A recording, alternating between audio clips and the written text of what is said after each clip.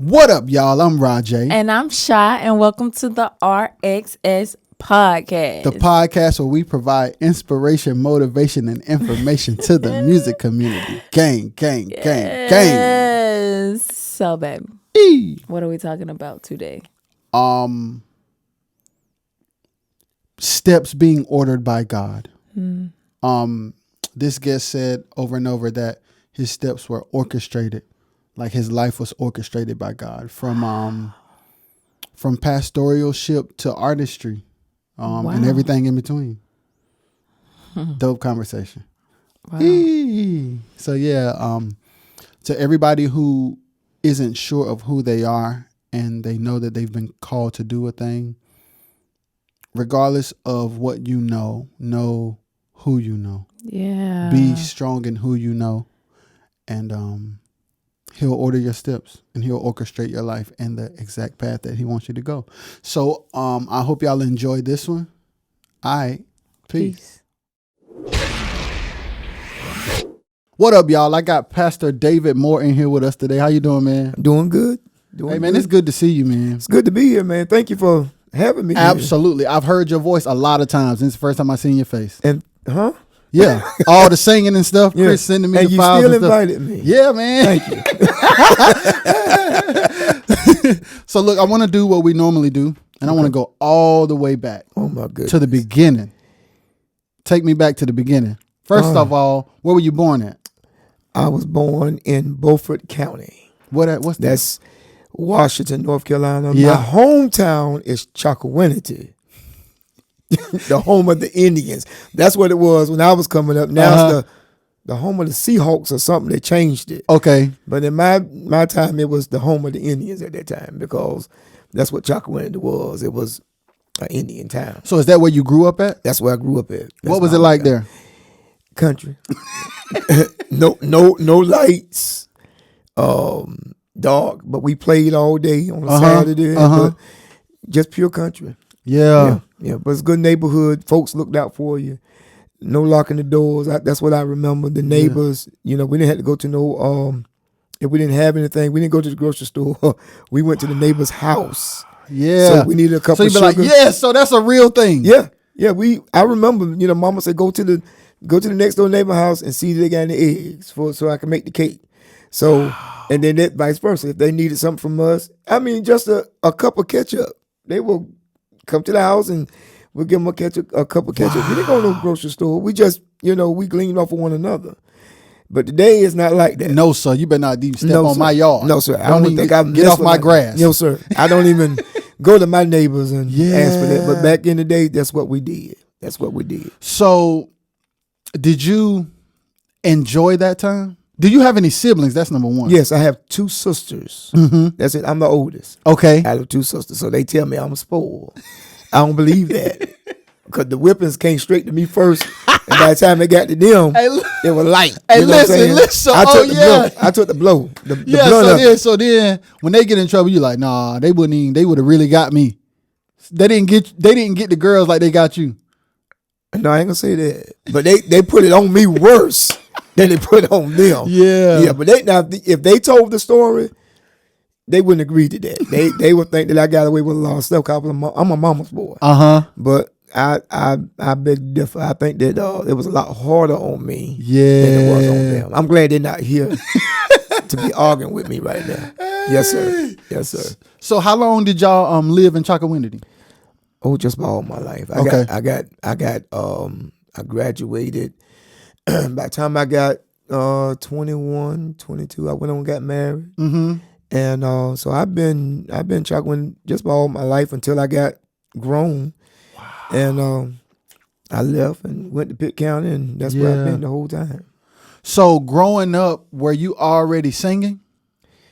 Yes, I've been in the church all my life. My dad is a pastor. Okay. My mama is a preacher. And so all my life I have been singing. Those that know me from the old school, I used to play the drums back in the day, and I used to lead the choir director. I dealt with all that stuff. Yeah. And it's a lot different what it was then to versus now. But I've done all that. Yeah. But back then it's a whole different between now and then. Because when I was coming up, we did it because we either loved the Lord or we were just enjoying what we saw others before us do. Yeah. It ain't like that today. I remember when I was trying to play the drums, and Darren Ward was the one that I looked up to at the time. And I wanted to get there and play. But back then they wouldn't let you play because you weren't ready. And so I would sneak up there after he leave and try to do a little something. But when he left and got a little older, it was my turn to do it. And so I tried to play and lead the choir, sing the song. Wait, all at the same time? Yes, sir. Cool. Yes, sir. Yes, sir. Did you like put your drums in like a special spot or something? Yeah, they'd have it in the corner sometime, but we had the choir position where they can see me. Oh. And so I would give the directions, sing the songs, playing, and it was a good time back then, man. Yo. I mean, I enjoyed that. I wouldn't do it now. Because these drummers now, they in a world of their own. I wouldn't even dare. I try to even get on it now. I don't even know why I told it, because somebody gonna try me one day. Say, let us see you. I won't even do it. In your next rehearsal, they gonna get you. Chris gonna video you too. No, he can't post it. He can if he want to. There'll be somebody else beside me. But no, that ain't my ministry anymore. Praise God. Yeah. So, what was it like growing up as a preacher's kid? Oh, that's a good one. Honestly, it wasn't that bad. It wasn't bad though, because a lot of my peers were preacher kids. Oh, interesting. So it wasn't that bad, because a lot of my friends either was in a family that was in the church. So, going to school, it wasn't that bad. I mean, they called me a church boy anyway. I mean, I'm that one that was in school where did you have a suit on in church? No, I did not. In school? No. Okay, that's good. No, you want that bad. I want that bad. But my mama did at the time couldn't afford of clothes. We didn't have that type of money. Yeah. So, whatever that was given to me was handed down to me. So I didn't have that luxury like other kids had to wear the suits and, be a little, but I was that one that was, be in the middle of the group, either preaching or leading the choir. I was that. So you used to play preaching at school? Oh yeah, they'll tell you quick.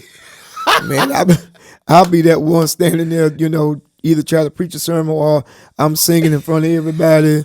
I'm that one. Yeah. So they just knew church was in me, but it was just so strange as I was growing up, getting to, after high school, I felt like I had no direction. I didn't know where I was going. I thought, and honestly, growing up, the call was always on my life, but I never wanted anybody to call me a minister. Wow. Why not? I don't know. I thought about it when I come in here and I kind of reflected on my own life. I never forget it. I was talking to one of my neighbors and they called me Minister Moore. I'm like, wow, don't do that. Okay. I don't want to be called no preacher, nothing. Even though I was doing the things of church, I mean, I was teaching Sunday school at the age of 12. Whoa. Adult Sunday school. Wow. Yes, sir. I was doing all that at that age. Yes, sir. But I did not want to, I was that one that could tell you Genesis to Revelation at the age of 12 because our mama taught us early. Yeah. And so I knew scriptures at an early age. So in the denomination, we grew up in the Church of God. Yeah. And so by that time, I'm teaching not only the adult class in a local assembly, but then when we got to the districts and stuff like that, I was all involved in that. But I did not feel comfortable with anybody calling me a minister. And I don't know if that was just because the stigma, maybe? Maybe. I don't know what it was. I don't know if it was my own insecurities about it. Oh, interesting. Or, I just, at that particular time, I guess, honestly, I just didn't know who I was. Yes, sir. And people don't want to admit that, but I really was in that place where church was just church because I grew up in it. Yes. So it became more routine. Yes. Because that's what they made us do. And so I went through life doing church all my life with no clubs, no softball games, none of that. That was. Did you miss it? Did you wish you could have did some of it? Well, yeah. Well, we grew up in that strict holiness. Yeah. And that, so ain't no pants or nothing. Women ain't wearing pants. No makeup, none of that. No. You ain't coming to church with that mess on. No, And I challenged that. And I think that's the thing that made me a little different, because all my life, especially in Bible study and Sunday school, my dad was the preacher. Yeah. And the pastor. And so when we would get into discussions, I'll be that one challenging that. Yeah. What sense do that make? That we can't go to no games. Why we can't do that? And I'll be that. They be that. Look, shut up. That's what we said. Shut your mouth. Get ready and sit down. Yeah. If we tell you that, that's what it is. Yes. But I would challenge it. But then later on, I did challenge my mom and dad by playing football in my junior high year. Okay. I don't know what the world I was thinking. What did they say? Surprisingly, they let me do it. Okay. And I think they did it because they knew I wasn't gonna stay there long. Yeah. Man, that was the worst time of my life. So what happened when you tried out? Yeah. You made it? Yeah, I made it. And then what happened? It was time to go. It was I got cussed out many times by the coach because I couldn't keep the mouthpiece in my mouth. Or when I caught the ball, I was going the wrong way. Good. So the coach looked at me and said, "You know what? You just need to sit yourself down." And, by the time I went to my first away game, that was my last game. I'm like, this ain't my call, man. I'm gonna leave this alone. Yeah. But I did that, tried out for basketball. I just did things, and I think I did it because I wanted to see what God gonna kill me. Wow. And that's pretty much what that was. I wanted to know, was God gonna really punish me for something that they've been telling me that I don't supposed to do? And so it challenged my faith. And it kind of challenged my mom and dad faith, because this is stuff they've been teaching us not to do. What's the scripture that they use? We are in the world, but not of the world. So they mean sports and all. Everything, because that's what we grew up. Yes. And so my sister later on, she got on the basketball team. She was better than I was. We were just those type of kids. Yeah. And I done it. And I just wanted to do it just to really see, was God gonna get me? Yeah. And it didn't happen. So now it really challenged my faith now. I'm to that place now, okay, that didn't happen. So what else are they saying that we don't supposed to do that I just did, and God didn't punish me? And so that kind of made me more intrigued about God. Yes. Still developing, because it's still at this time I didn't want nobody to call me no preacher. I still didn't want to call no minister, but I think God during that time was kind of challenging my faith. Yes, sir. A little bit more. Yeah. So in that journey, not wanting to be called a preacher, doing a sports thing, and then you said you were trying to find your identity at the time. Yes. Was that a difficult thing? Yes, because when I graduated from high school, I tried to go straight to college. And I did. I did it for maybe 3 years. I was going from computer programming to business administration, accounting. I did all that stuff. Back then it was a Pascal program. I don't know if you know anything about that. No, I ain't never heard of it. That's the old program back in the day. I tried all of that and did not succeed. Because that whole time, when I look back at it now, I was running from something that God was calling me to. And even though I was doing the work, I really wasn't accepting the call. The call. Yeah. So it is possible to do the work and not accept the call. Sure. What's the word? What's the separation? How is it even possible to do the work and not accept the call? And I think that's the easiest thing for people to do now. Yes, sir. We do the work and really have not accepted the call. And that's now when people do that, it's a difference when you see the anointing and not the anointing, because people have failed to accept what God has put in them. And when they when they do this thing and do it without accepting the call, now they're doing things on their own strength. Yes, sir. And that's why they can do whatever they want to do, because when you accept the call, you understand that you didn't call yourself to it. Yes, sir. That makes sense? Yeah, you can do the work on your own. Sure. But you can't accept the call on your own. You can't say it because people don't want the responsibility of the call. Yes, sir. Nobody won't, I said this in the pulpit. We all right we cool with God until God get in my business. Yes. Soon God get in my business, we got issues. Yeah. I don't mind doing the work for God, but when God tell me no, you can't do that, that's when we draw the line. Yeah, that's real. And we really miss out on the fullness of what God can really do. Yes, sir. Because we do half of the work. Because we don't accept the call. Yes, sir. And I think that's what God took me through. I think that's for me growing up. And I thank God for my upbringing. I really do. I thank God for the challenging faith. And what I mean by I didn't accept everything that I heard without questioning it. Because I grew up in an age where people don't question God. Yeah. And I grew up saying, well, what is God hiding from me? He's too big. Yeah. He's too powerful to not answer my questions. So what is it that God is hiding from me? Mm-hmm. And then I realized growing up, he ain't hiding nothing from me. Yeah. He wants us to ask him. Yes. So that we can better ourselves for the work for the kingdom. Absolutely. Yeah.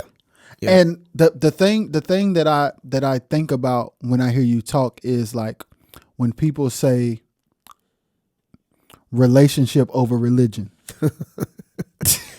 Listen, I'm still warring with myself. Mm-hmm. And I told them, matter of fact, we having Bible study tomorrow. Mm-hmm. And I even told my folks, this won't be live because I think that I'm evolving even more. Yes, sir. Of knowing God for myself. Yes, sir. Not religion. Yes, sir. I'm trying to build a relationship because I think that the church I think the biggest mistake that we have done as the church, we have told people what not to do. And I think that's what has happened to a lot of folks. We are taught what they cannot do. Yeah. And curiosity kills the cat. Facts. So they go out and do the opposite. Right. And then when we tell them they are damned to hell and nothing happens, nothing's convicting them anymore. Yeah, that's good. So the message got to change. Yes. We can't keep telling folks this, that, and the third, and it don't happen. There's no more conviction. Yeah. Because nothing happened. Yes. So I'm getting to the place now is to tell people, let's build a relationship. Matter of fact, I say in my church, and I know some of my officials, my officers tell me, you need to do that more. But I don't even open the doors of the church. They have to literally make me open the doors of the church. Wow. Because my whole thing lies upon, I'd rather for your name to be signed in glory than to go to hell and your name is signed on my church roll. Wow, that's heavy. Let's get them close to Jesus, and then we'll worry about the church. Yes, because what happens is once you position yourself to secure their soul and they feel safe, they'll join. They gonna join. You don't have to ask. I've been doing this over 20 years. I've been pastoring over 20 years. And my first pastorate that I started, and I only pastored 3 churches. Wow. Okay. I'm pastoring 2 of them now. Yes, sir. So I was the youngest pastor at 27. So you started pastoring at 27? 27. Wow. And I didn't put in for the church. I won't even look into pastor. Matter of fact, when I look at it, my whole life has been orchestrated by God. Yes, sir. I just stepped into something. Wow. I worked under a pastor for a long time. I looked at him, and I still look to him as my spiritual dad. Yes, sir. But when, God led him another way and God kept me there, they was looking for another pastor. I'm helping them trying to find. Y'all, we gonna find us a pastor, We gonna find us a pastor. And I never forget the old Deacon Carter, God rest his soul, called me to the house one day. He said, come in. He said, I'm sitting here and, we found the pastor. You're like, who is it? Yeah, I said, good. I said, I'm ready to work with him. I'm ready to go to work. He said, you the pastor. He said, the people love you, and all I ask you to do is love them back. Wow. 27 years old. I'm not thinking about pastor. My daddy was a pastor, and my thing was I didn't want to go through the stuff that he went through as a pastor. But, when you accept I finally accepted the call later. Yes, sir. And I said yes to him. And when I done that, God just put me in a place that I had no clue about. So you accepted the call before the deacon called you to the house? Yeah, because listen, in a Baptist church, I'll never forget this. In a Baptist church, it was so funny. You know, you got to have credentials. You got to have your license and your ordination license. So I never forget when I'm standing before the board, they asked me for my license. So I pull out my driver's license. Because I'm thinking, I won't brought up like that. You know, I'm like, what kind of license y'all need? I got them in my. They said, no. What? I'm like, so I'm going through a whole process of God just really changing my whole idea about church. I'm in a Pentecostal church. I leave from a Pentecostal church. My dad, and that's a whole story by itself because my dad has always been my pastor. Yeah. And my hardest thing in life, even to this day, was to leave him. I had to leave the nest. My dad and I, during that transition, didn't even talk for a whole year. Wow. Was he upset? He was mad. He was. Yeah. And every time I think about it, it brings me to tears because we wasted 365 days of not talking. And again, this goes from people not understanding the difference between relationship and religion. Yes, sir. And that's what it was. My dad could not understand because really, and I know from I can see it from his point because I was so instrumental in his ministry. Yes.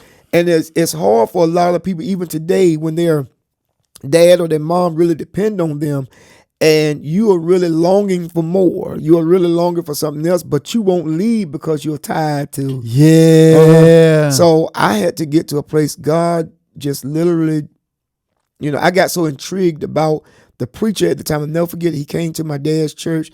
I just liked the way he expounded on the word because I'm not criticizing Pentecostal preachers. I'm not putting them down, but I needed more at the time than just a hoop and a holler. Yes.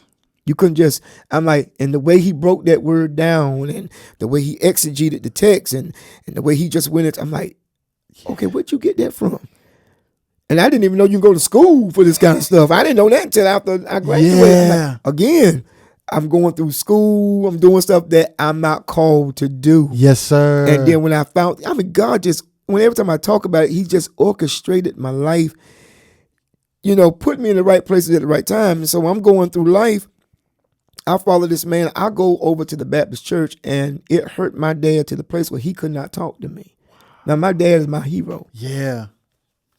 I didn't, Michael Jordan, all the rest of it, my dad has always been my hero. Yeah. And to not talk to him, or he not talk to me for a year, that was the hardest thing in my life. So what finally got him to the point where y'all talked? I think it was my mom. Because again, I'm a mama's boy. Yeah. And so mama had to really pray that God would show him that this was the best move for our son. Not for you. Not for y'all church. Right. The best move for our son. Yes. And he literally, after that 1 year, I don't know how we even made up or whatever, but it got to a place we got now. You can't separate us. We talking every week on the phone. And I'm going to tell you, my dad was that type of person. He preached against the earrings. He preached on, the dress codes. He preached that, if you don't do this, then the third. But after I done what I done, God flipped the script. Wow. And it changed his perspective on the word of God. Yeah.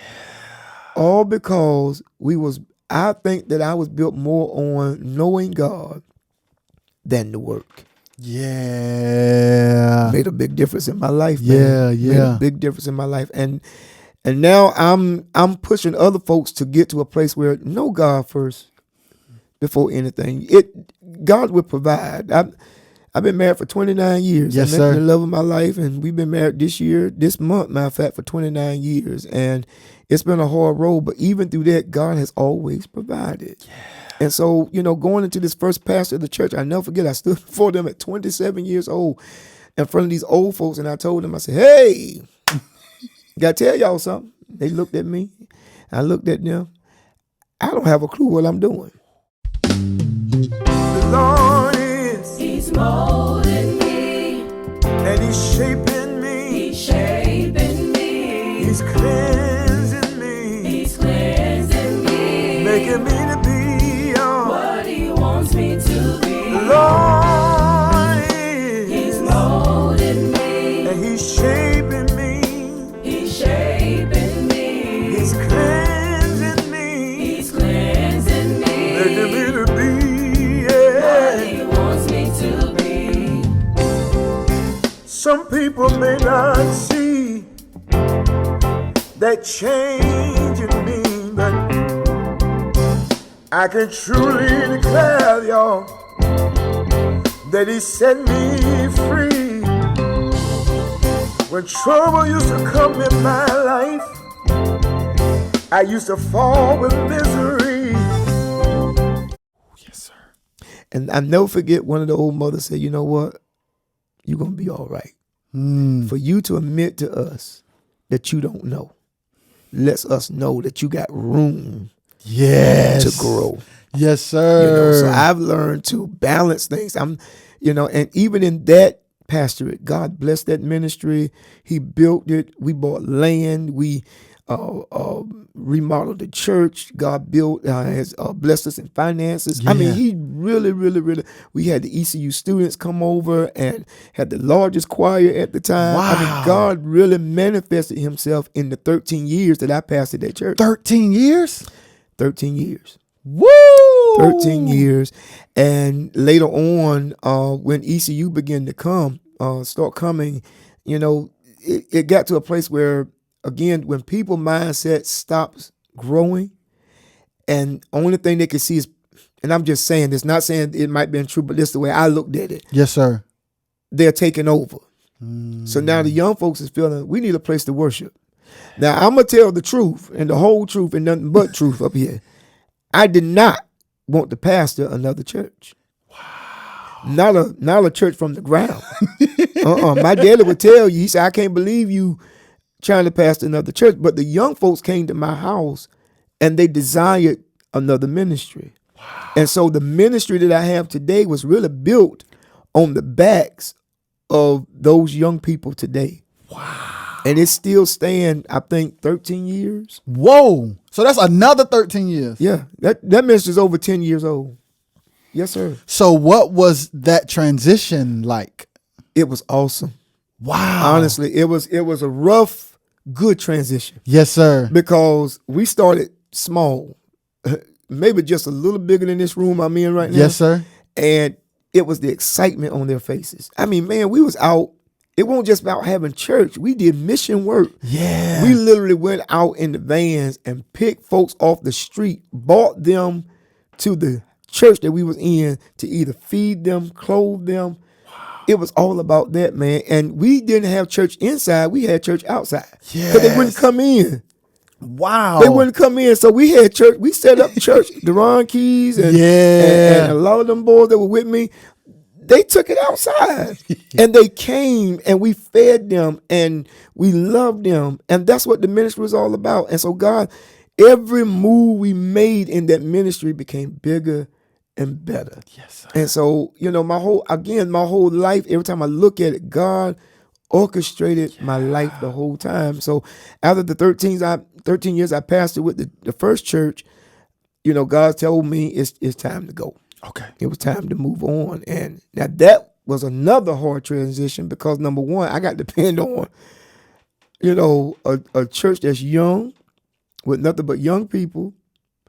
I don't have that, old traditional church that's supported me in some kind of way. And I worked all my life. Yeah. But I don't have that anymore. Yeah. So I'm totally walking out on faith. Yeah, because the crazy thing is, with the young people, it's more vibrant. Yes. But there's a certain financial security that comes with older people. I tell folks today, when you're starting off with young people, they got a great zeal. Yeah. They ain't got no money, but they got a great zeal. But the greatest thing about our journey, these young folks love this ministry so much that the money that they will get for school, like financial aid and stuff, they would pay their tithes. Wow. Like Pell Grants and all that, Yes. they would pay tithes from that? Yes, that's how our ministry went for. These folks love this ministry, man.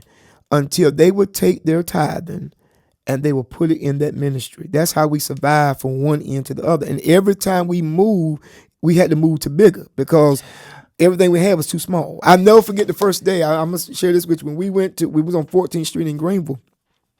Room wasn't no bigger than this. The first time we started service, it was packed, right? Everybody was there.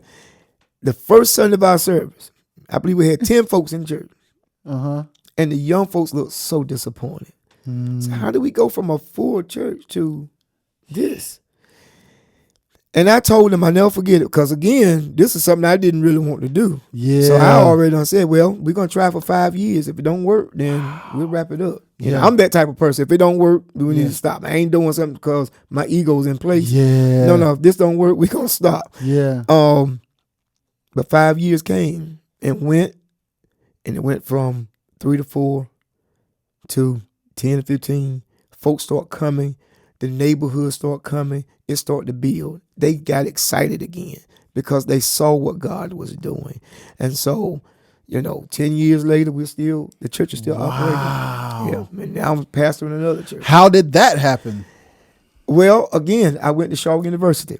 Mm-hmm. I graduated twice from Shaw University. Not only am I going to school, but I'm working a full-time job. And I'm doing ministry. And you married now? And I'm married for 20. I've been married during that time. So when did you get married? You keep putting me on the spot. Ooh, hold my wife as it relates to pastor, like you started pastoring when you were 27. I was married then. Okay, so you got married before you started pastoring? Yeah. Okay. I was married. So that's all I want to know. Yeah, it was. I was married way before. Yeah, because she was with me the whole time. With the church, leaving my father. Oh, she was there for that time. I mean, it's 29 years. Woo. She was there for that whole time. Yeah. She saw that burden on me, and to get to this place where I'm at now. So yeah, I've been married. She's been riding with you through it all all. Time. Yeah, so I went and got my bachelor's, went back to Shaw to get my master's. I'm riding back and forth to Shaw, working a 10-hour job and trying to run revivals. Yeah, because you driving to Raleigh from Greenville? Yes, sir. That's not 8 years of school. That. Yo. And I'm telling you something, to see, and I don't have nothing against young preachers that have a zeal for God.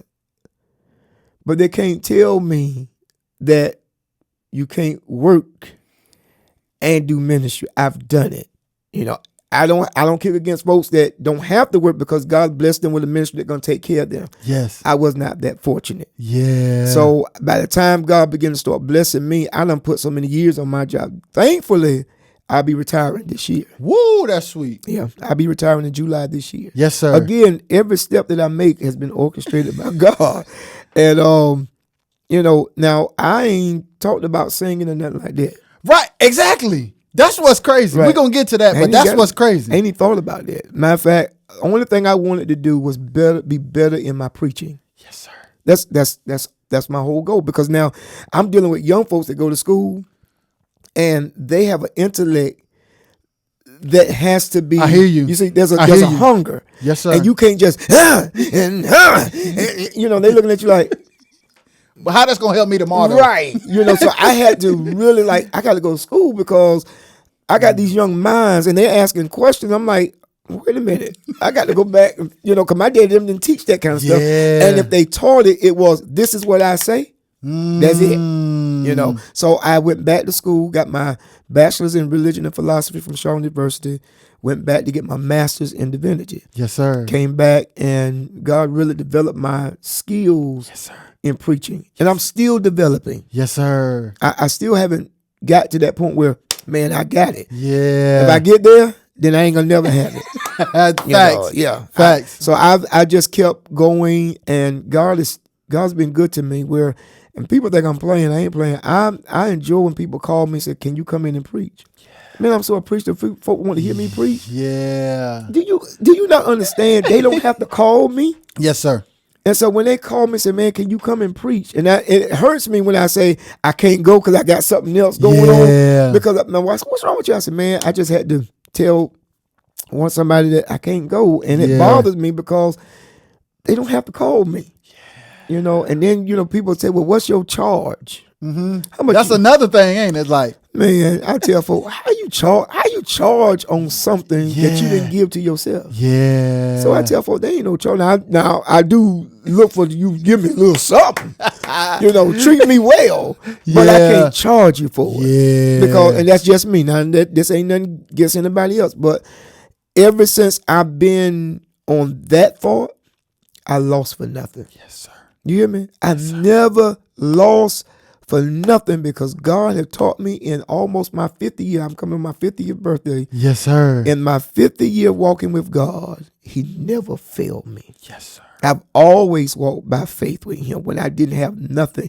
When I walked in our house and in our little mobile home that we was in, I walked in and there was no lights on because we couldn't afford the light bill. Yeah. My car had one hubcap, and we lost that hubcap going over a railroad track, and it went past me. I looked at I mean, I know what it is to have nothing. Yes, sir. And yet still depend on God. I worked 2 jobs. My wife was pregnant. I'm working Burger King. I'm working Rubbermaid, trying to do ministry. This is before I decided to go to school. I'm backing up a little bit. But it's all good, yeah. My wife was pregnant with my first child. And here I am telling people that God is a good God. He could do this, that, and the third. I'm working 2 jobs. I never forget the day I'm working at Burger King and I'm sweeping and mopping floors and preachers are coming in and looking at me. And like, you just ran a revival for us. That was hard. That was hard. But that shows like your humility shows. Yeah. And I had to do that with a smile. Yeah. I had to do that because number one, I was a daddy. Yes, sir. And my family was first. And it was whatever it took. Yes. My wife couldn't work. Yeah. So I had to be the provider. I had to step it up. Yes, sir. So if I had to work, I worked Burger King 5 in the morning. Went from 5 in the morning to about maybe 2 o'clock. And then at 3 o'clock, I worked my second job. Walked right across the street to Rubbermaid in Greenville at the time. And I worked at about 11 o'clock. And then try to sleep at night. And at that time, when she did get ready to go back to work, I had to keep the children, or she had to keep. It was just us. Yeah, man. It was just us. Because during that time, I think that was the time. I think I left my mom and dad then, so I couldn't depend on them to help. It was a transition. It was a growing experience for me. That's why I have no complaints about what I've been through. Yes, sir. And everybody that's been under me, I leave them with no excuse. You cannot tell me what you cannot do. You can't tell me how tired you are. That's no excuse for me because you looking at somebody been there and done that. Yes, sir. So I leave people with no excuses. You can't tell me, oh, I'm tired. Who you talking to? I'm going to school, working, and doing church. You can't tell me that you're tired. I don't want to hear that. That's something I do not want to hear. And I remember Deron Keys, bless his soul, he would do it just to tee me off sometimes. Woo, Pastor, I'm tired. I'm looking at him like, I'm kidding. Yeah, that's funny. But everybody that was around me understood that I'm that type of person. I'm not going to start something, don't finish it. I got to see it through. Everything that God put in my hand, I got to see it through. I'm not that one to just drop it and then walk away. I got to finish it. Whatever assignment that I have, I got to finish it. Yes. I got to do it. So God's been good to me. Now, ending up over there to the church I got now, another transition. Yeah, tell me about that one. That's Indian Woods. Okay. For some reason, I tried to get away from divine anointing. And nobody knows this. So I'm putting it out here now. Yes, sir. There was a moment in my life where I tried to just escape it. Yeah. And just go to something else. Yeah. And it didn't happen the way I thought it was going to happen. Uh-huh. So I'll never forget that I put in some applications while I was at Shaw. Mm-hmm. Never thought nothing. Ain't nobody going to call me because don't nobody know me. And Indian Woods got in touch with one of the officials at Shaw and said, there's a church looking at you, want you to come down and interview. It was the greatest interview I ever had. Wow. Again, every step has been orchestrated by God. I walk in that church and I literally felt like I knew these people. Wow. And they looked at me as like they do me. And it just clicked. When I walked out of that church, I didn't really have any doubt that this is where God put me for right now. Later on, wherever God puts you, he does not put you in comfortable places. Yes. Every place that God puts us is to challenge us. Later on, I found out that church was in a debt, $356,000. Man, I walked out. I'm like, God, this ain't funny. This ain't what I'm signing up for. I never forget it. I walked in the bathroom and I'm like, after they told me that for a minute, I'm like, what did I just step into? And I never forget God telling me, go back in there and tell them you gonna pay this building off in 5 years. Bertie County. I said, you want me to do what? Tell them what? We ain't got no money. Where this money coming from? I never forget it. I went in there. Hold on. We got to stop. So we got to tell the people. So Chris, y'all know Chris, he behind the camera. He's behind there. He the one making all that noise with that chair. Yeah. Be still, man. All right, we're going. Right. So, hold on. He need to cough. Go ahead. Oh, Lord Jesus. Help him, Lord. All right. Bless his heart. All right. So now we can continue. Yeah, so you go in the bathroom. Yeah. Kind of stressed out a little bit. Well, I was just to the place where, what did I sign up for? I'm thinking everything was good. I didn't have to worry about, because I'm already got the divine anointing. Yeah. I'm thinking I'm just set up, and when they told me. So wait, let's go back. So you're at divine anointing. You say, okay, I think I want to see if I can get up out of this. So let me go fill out some applications. Right. I really thought that it was my time up because I was going to put somebody else there. And then you were going. I was going to exit on out, do my own thing. And God said, no. So now you're the pastor of 2 churches and one of them got a debt. I had one. Yeah. I'm trying to tell you. See, whenever God puts you somewhere. Yes, sir. Again, this is the difference between relationship and religion. Yes, sir. So when you got a relationship with God, when God tells you something, you got to have a good sense of God. Yes, sir. To go in the room and say, okay, this is what we're going to do. Yes, sir. And the folks took a hold of the vision right through the pandemic. 2 years in the pandemic. I said, wait a minute. I said, God, you said you were going to 5 years. This is the 5th year. Wow. This was the 5th year, and we couldn't even convene in the church. And I'm outside we didn't stop. I was outside having services. We was online. And let me tell you something. God did that thing. Yeah, man. It was on that year of the pandemic that God paid that debt off in 5 years. Yo, that's crazy. When I tell you I'm walking by faith in everything in my life, yes, sir. I think Chris and them understand it, me. Yeah. That I don't worry about too much stuff. Now I do tell them it gotta make sense. It don't make sense. Don't call me to do it. I can't do stuff that don't make sense. Yeah. But when God does and he puts it in me, and it might not make common sense to me when God says it, but if it makes spiritual sense, I gotta do it. I gotta walk into it. And I think for me it was living proof that there's nothing that God can do with you if you allow him to do it. Yeah. You see, that's why I said, every step that I made, it had to have been orchestrated by God. And there ain't nothing, and honestly, it ain't got nothing to do with me. Yes, sir. Ain't got nothing to do with me. All it has to do is with my faith in him. Yes, sir. Because there's always another level. Mm-hmm.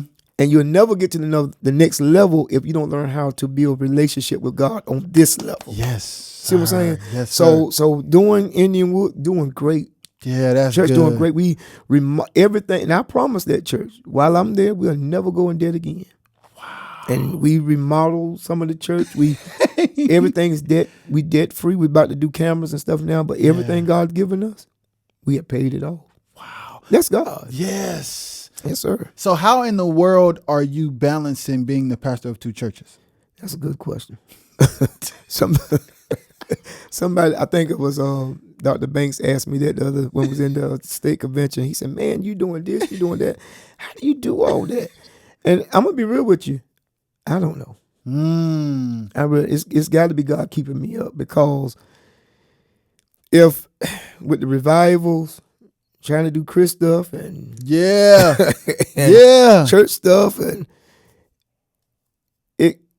it's when I sit back and think about it, And I'm working still full time. Wait. Oh, yeah, but you about to retire. I'm about to retire. But think about it, 26 years. Yeah. I've been doing this. But God has set me up at a place where I can retire. I don't have to go full 30. Yeah. You know, 20, I can go 20, be a certain age, and I can get out. Yeah. So he orchestrated it. Again, I left from Rubbermaid making, at the time, $9 an hour. Yeah.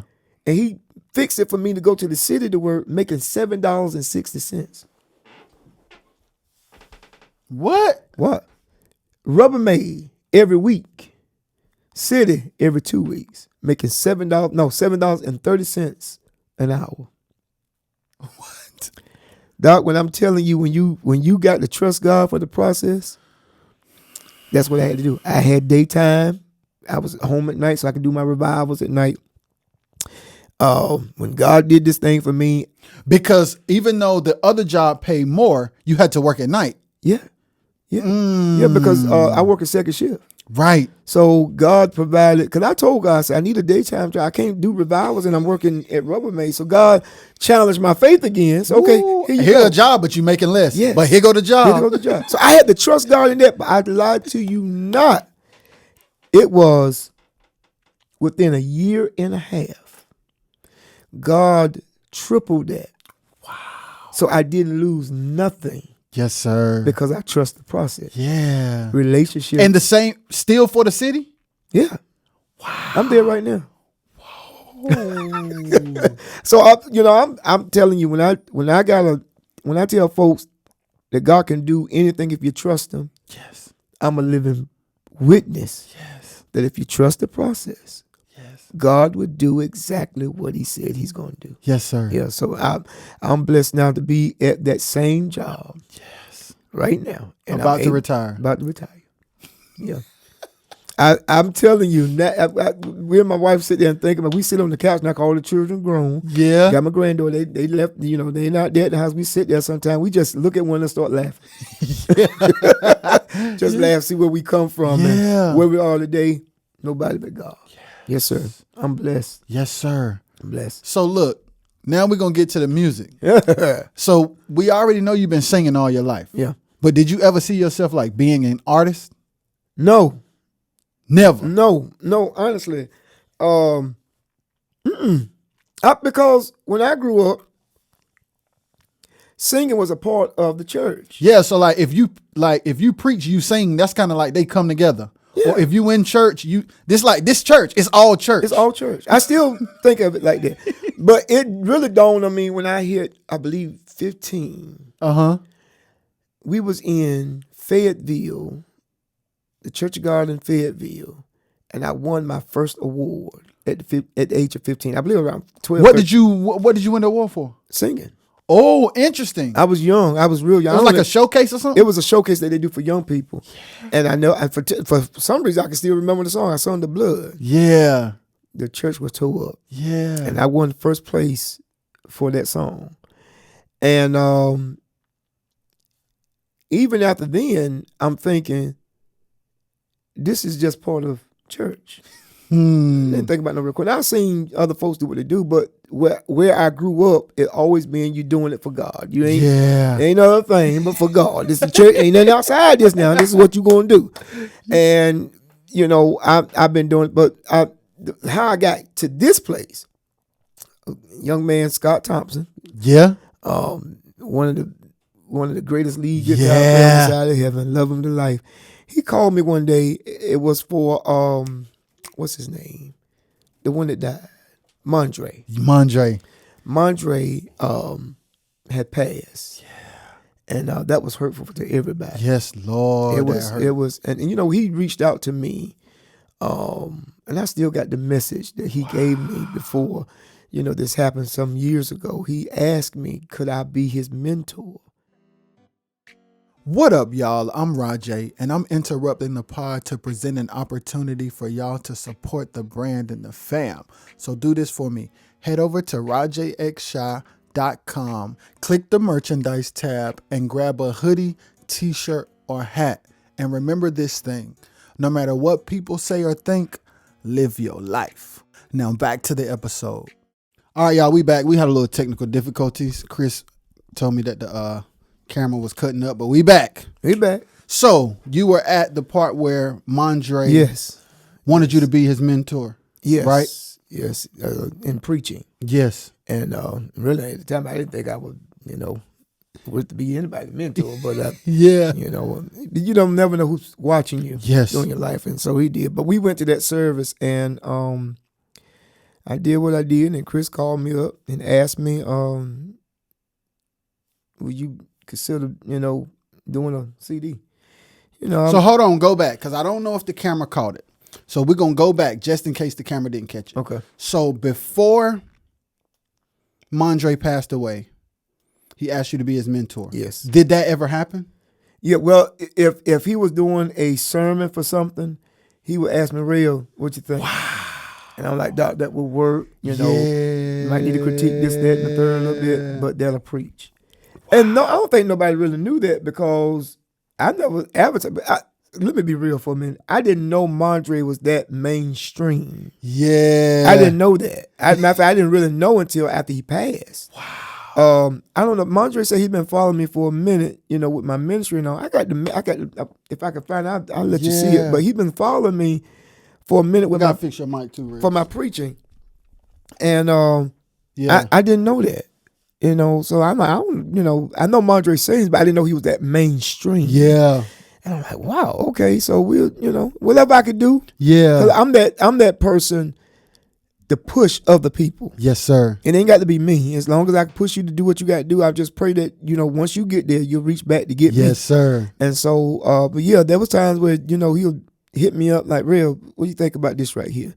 And I'm like, "Madre, that'll work. But how about, take that out and maybe you want to work it like that." And he did about one or two of them like that. Because I know he was busy with, his music and stuff. But every now and then when he had an opportunity to preach, he'll hit me up every now and then. And I did the best I could with him, and he did it. So I was just glad that I played a little part in his life. So, but anyway, when he did pass, that's when Scott Thompson called me and along with Chris, they planned a benefit program, and they asked me to come in and MC the program, and I did, and I did what I do. Yeah, minister. Yes, sir. Because it's church. It's church.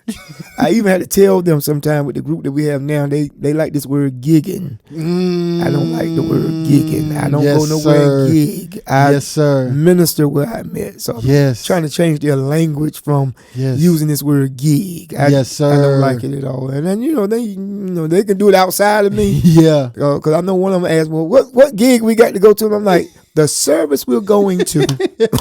Just to remind them, I don't do that. I'm going to go in and worship. But they did it, and Chris called me and said, Red, what'd you think about doing a CD? And I'm thinking to myself, okay. Mm-hmm. Oh, I ain't thought no more about it. People call you, tell you all kinds of stuff.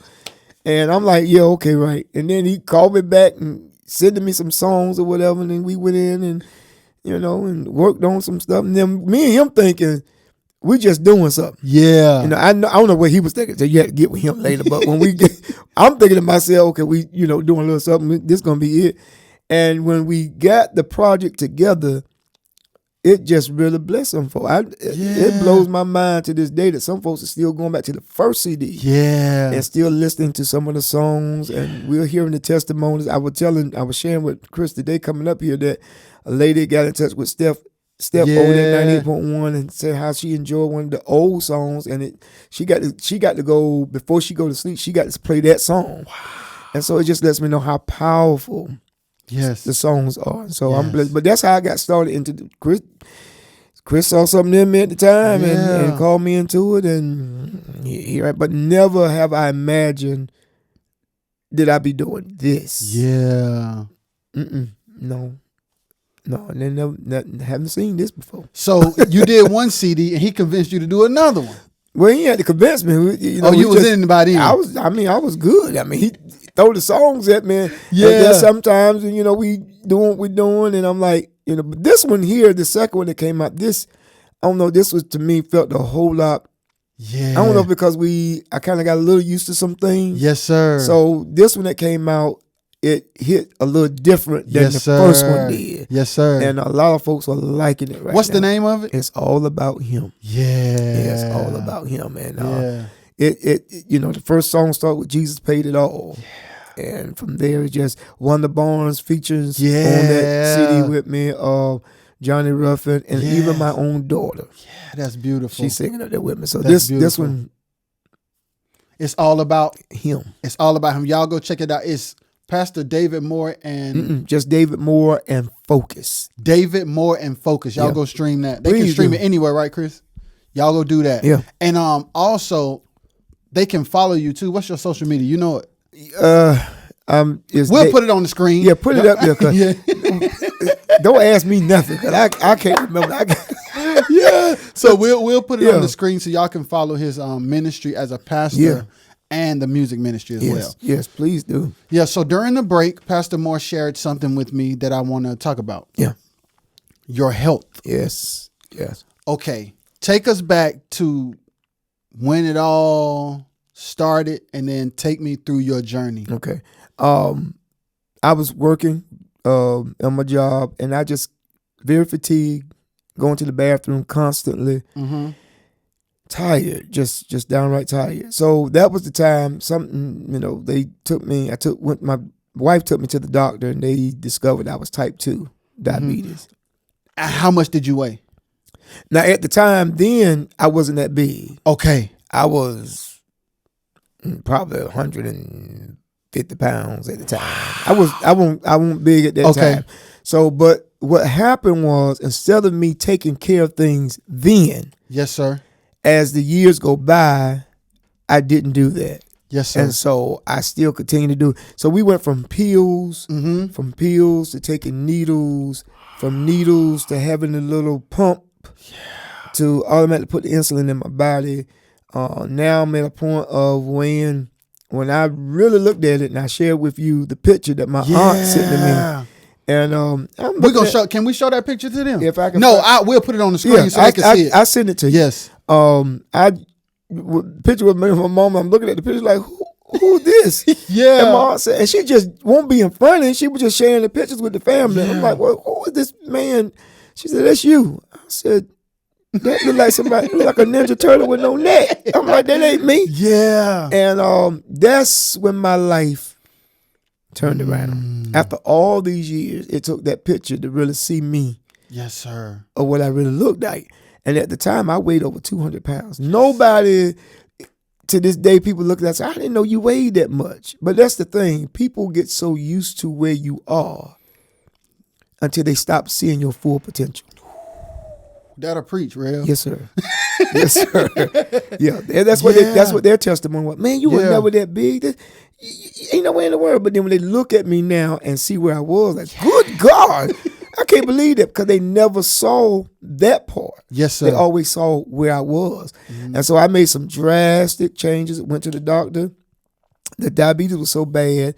I shared with you earlier that my A1C at the time was like 16. That's real high. When you check it with the machine where they perk your finger, my stuff was like over 600. Woo! I was literally like the Walking Dead. Yeah. The sugar affected my eyesight, where I think the left side of my eye is weaker. Yes, sir. Because of what the blood did to my eyes. Yes, sir. So I went for a period of time, couldn't even see out of once. This scared the mess out of me. Yeah. I had to make some changes. Yeah. And so I made a decision. I'm going to live and not die. Now, it's something different when you proclaim the word. It's different when you proclaim it and then live it. Yes, sir. You see what I'm saying? Yes, sir. Faith without works. That you could pray to God all you want, but there's something that we got to do on ourselves. Yes, sir. And so that's what I had to do. I got up. I started working out. I started doing a lot of cardio. Yes, sir. You know, I know some folk go to weightlifting and stuff, but for my journey, I just did cardio. Yes, I sir. went to a gym, love it to death, upstage. Yeah. Over there in Greenville, North Carolina. Yeah. Those my people, my other family over here. Yeah. And I start going there, working out. They work with me. We held one another accountable, something that I needed in my life. And I started at 212. and today I'm at 162. Yes, sir. Yeah. And so I feel good. I feel better. Yeah. I could go a little bit more. Yeah. But I tell people, if they're going to start the journey, set your goals not so high. Just start moving. Just start doing something. But don't get settled. You know, we eat. I made a decision not to even eat after 7 o'clock. Wow. So you don't eat after 7 o'clock? After 7, I try not to eat anything. Wow. Because my whole thing is, if I eat after 7, and I go lay down, that food sits right there. It don't have time to burn like it's supposed to. So I want my body to have time to burn from 7 to whatever time I get up the next day. Yes, sir. And so now I'm to the place now. I'm active. I'm ready to go and do what I do. I feel good. I look good. Yeah. And I thank the Lord for it. Yeah. So what about the medicine? Were you taking medicine?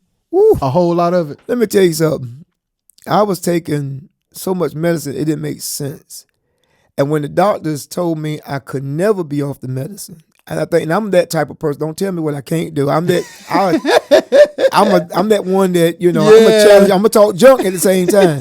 And he told me that I would never be off the medicine. I always have to have insulin in my body because my body can't produce it. And so, I think it was last year that they finally took me off the insulin. Yeah, man. I'm trying to tell you what God can do. This is part of my. This is what I'm talking about. The difference between religion and relationship. Yes. You got to trust God in every part of your life. Yes. And I'm telling folks, it's good to do the work. Yes. But it's better when you can do it with the relationship with God. Yeah, because it makes me think like you being a pastor and traveling, me, myself, Chris being musicians, like you were saying before, like we're always going. Yeah, and they eat too much. They just doggone eat too much. Every time I turn around, they eating. You know, especially musicians. Yeah, they eat, and then you know they get out late at night. Yep, and they eating some more. Yeah, and I mean, we can leave at 12 o'clock. We can go to that Waffle House. We going to that Waffle House, real. I was like, y'all need to be delivered. Chris said cookout. Oh yeah. Or what's the other place to eat at? Kickback. Oh yeah, Kickback. Kickback Jack. You know what I said to my, this don't make sense. This is a spirit for real. And I'm glad I don't travel with them like they're on the road. Yeah, they'll be mad with me. I'm like, no, we're gonna go on up the street. Y'all need to eat nothing else. Them jokers be mad with me for real. But they eat all the time, and they don't even know that sometimes everything they're eating is stored. Yeah. They store it, and the more they store, the more that food somehow or another contaminates their bodies. Yes. So instead of building themselves up, they tearing themselves down. So they really, when they up there doing what they're doing, they're really not even giving their 100% because they done tore their body down so many times. So Chris get mad with me. I don't care if he do. Every time he picking up a Coke, I'm like, what you drinking that for? You don't need to drink that. You my producer, so you know you got to be around a long time. So what you doing? Yeah. You know what I'm saying? He gets so mad with me. I don't care.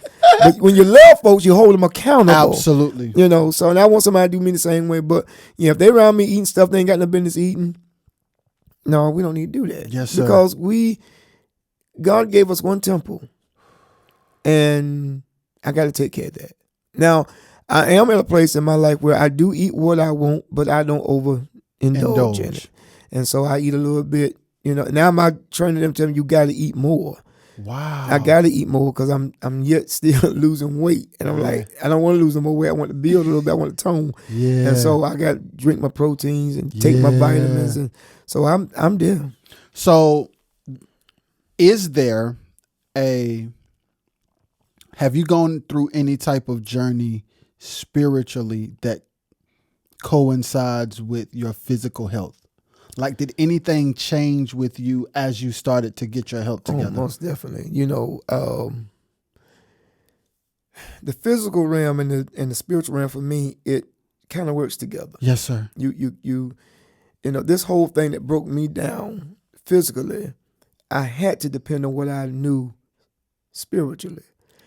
And so once I got it spiritually together, it really didn't take much for me to physically get it together. Yeah. It works together. Yes, sir. So, you know, when I said to myself, I can do all things through Christ. And then I did not know.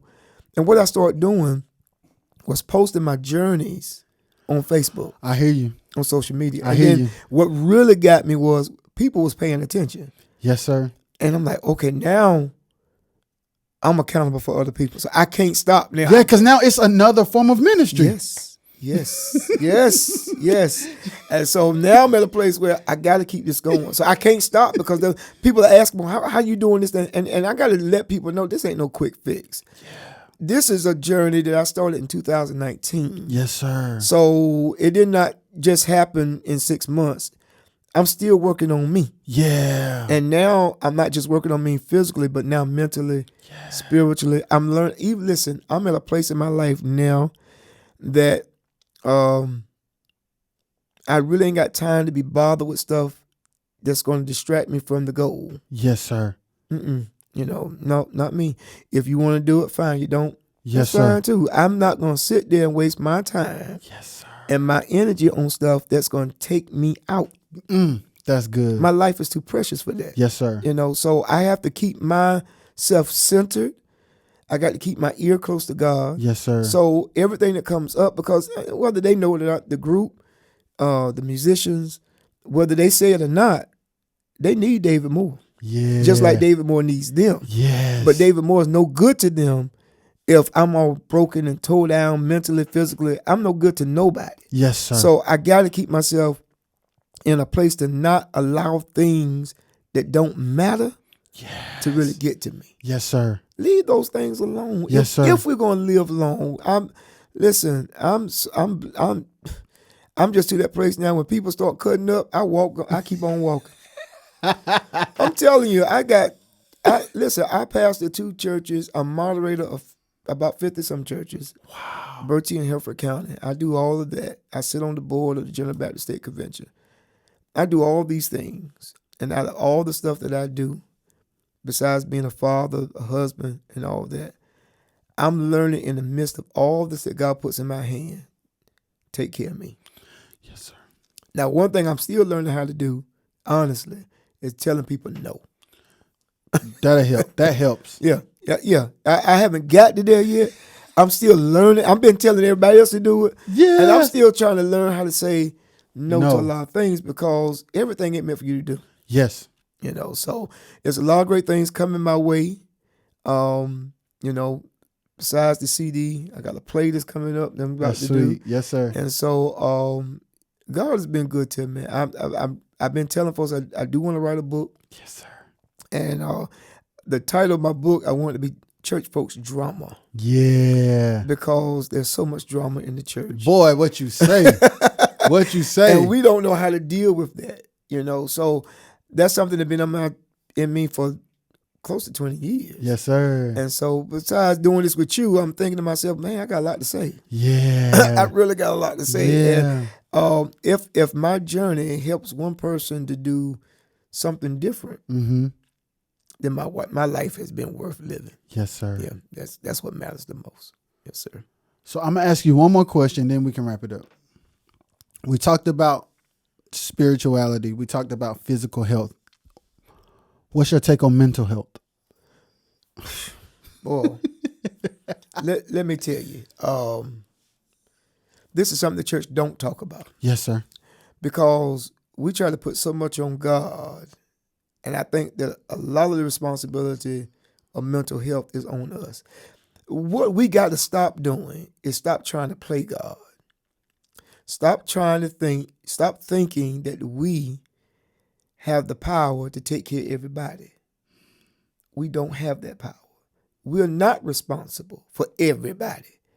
We got to put it in ourselves because what we do, we empty ourselves so much until we don't know how to get ourselves to a place of getting ourselves poured back into. And so it leaves us mentally drained. And honestly, the most drained people is in the church. Yep. Facts. Mentally drained folk. Listen, I tell folks, God is good. But therapy is good too. You know, praising God is good. You need to go talk to somebody. Yeah. Because there are people in the pew that are mentally drained. Yes, sir. And I'm going to say this. Pastors that are not qualified need to stop this stuff, taking folks in the room thinking that you have the power to speak to things that you're not qualified to speak to. Stop that. Yeah. You're trying to give marriage counseling to people that you ain't qualified to give to. So, and I know you're going to get some folks to talk about that. But it's all It's right. true, though. Yeah, because I'm to the place where if something that I can't deal with, I love people enough to say, wait a minute, let me find somebody. Yeah, because it's a disservice to them. Yes. Because listen, the answer that we give from the church, we're going to pray about it. That's Or God says from the scripture. Okay, all that's good. Okay, but what I'm going to do after that? You praying, I'm still struggling with this thing on the inside of me. So the church going to have to learn to get educated. Yes, sir. You know, I know a lot of people don't believe in that, but we need to get educated, especially with mental health, because there's a lot of crazy people in our churches. Yes. Ooh, I ain't got enough oil for a lot of them. Yeah. I want to tell them, listen, you need to go get some help. Yes. There's only so much I can do as a pastor, and don't get it twisted. I have, I went to school for certain things, but that still don't qualify me for everything. Yes, sir. There's just some things that some people just need to go get some help. And even with pastors, I need therapy. Yeah, man. Yeah, I mean, there's some things I can't talk to other folks about because they don't understand it. Yeah. Because people put us on such a high pedestal that if I really told my truth, folks will walk away from me because they think I'm supposed to be perfect. So I need therapy. I need somebody I can talk to so I can I need an outlet because the way people look at me. Yes, sir. Well, if I get into did some things in front of folks, I thought he was, man, please. I tell folks, don't do that to me. Don't, Yeah. I am what I am. Yeah. I mean, what you see in the church is what you see. And I think that's been my thing for life. Just be me. I think that's why young people flock to you. Yes. Because there's an authenticity that you have that a lot of preachers, pastors, and church people don't have, which is why like young people don't. It's not that they don't want God. It's just that they don't want to have to go through fake church people to get to God. Yeah. It's like, okay, now I love God, but that don't look right. They don't even look. And you can't fool them. That's the thing. You can't fool them with craziness. Yeah. The world knows its own. So you go in there and try to be all deep in this, that, and the third. They're like, get somebody else to do it. It ain't me. And so when I get around them, I'm just who I am. I walk in the gym this morning. I'm the loudest thing in the gym. The lady told me today, said, as much as you do, how in the world you come here with all this energy? I said, this energy is for me and for you. And she looked at me. I said, yeah, because I don't know what kind of weekend you had. But listen, what little bit I got left, you can have some of this too. So we go in this, we're going to work this thing out together. Yes. So nobody around me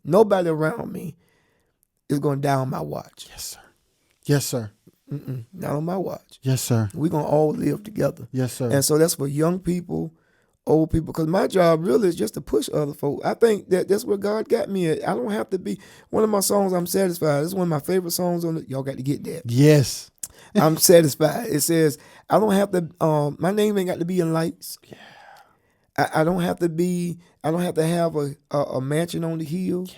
I don't have to drive a fancy automobile. I just want God to be satisfied. Yes. So if I can get folks saved, if I can push them to their best potential, yes, sir, then I'm doing my job. Yes, sir. That's what life is all about. Yes, sir. Yeah. If you could give one piece of encouragement to everybody watching, what would it be? Oh, man. Love yourself. Love yourself. When you love yourself, you ain't got to worry about finding somebody loving you. Love some of you. Yeah, take care of some of you. And when you do that, it ain't going to be hard for folks to find you. Yeah, man. You know what I'm saying? Yes. Because once you take care of you, you got to be handled in a certain way. Yes. They got to handle you with care because you take care of yourself with care. Yes, sir. So I tell people, that's my message to a lot of folks. Love some you. Yes, because sir. when you get there, the world is yours. Yes, sir. The whole world is yours. And yes, that's sir. what I'm learning today, man. I'm loving some more now. Yeah. This is my season, Doc. Yeah. I'm walking in there. I'm going to be happy whether I'm up, down. I'm telling God, Lord, in everything you do, keep me balanced. Yes, sir. Keep me balanced. Because I'm learning I don't have to be like nobody else but what God created me to be. Yep. That's loving me. Yes, sir. Yes, sir. Thank you for coming. No, thank you. Yes. Because you have opened up a whole nother mindset for me. You opened up, really, I didn't know I had this much to say. I didn't, but because of you, I appreciate you. And thank you for just sitting down with me and just asking me the right questions. Yes, sir. Everybody can't do this. You called to do it, bro. I'm telling you. I appreciate that. Yes, sir. Yes, sir. All right. Thank y'all for watching. Thank y'all for listening. This has been the RXS podcast with Pastor David Moore. Peace. Peace. That he set me free. When trouble used to come in my life, I used to fall with misery. Now I can stand up tall because